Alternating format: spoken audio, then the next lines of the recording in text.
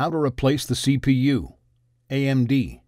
Note, only certain models in this platform series support the configuration of the following components: glass side panel, dust cover, liquid cooling system, lighting control module, LED lighting bar. Before you begin, remove the access panel, system fan, and heatsink.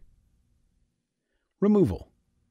Gently press down the CPU load lever, and then push it to the side, away from the CPU socket, to allow it to rise to the spring-loaded position.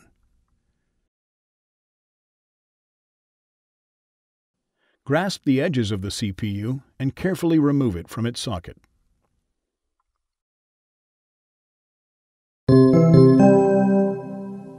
Replacement. Note, identify the golden triangle on the corner of the chip assembly and the golden triangle on the socket on the motherboard by the mark on the corner of the socket stencil. Hold the CPU over its socket in the motherboard and align the golden triangle at the corner with the corresponding triangle marked on the motherboard. Place the CPU into its socket on the motherboard.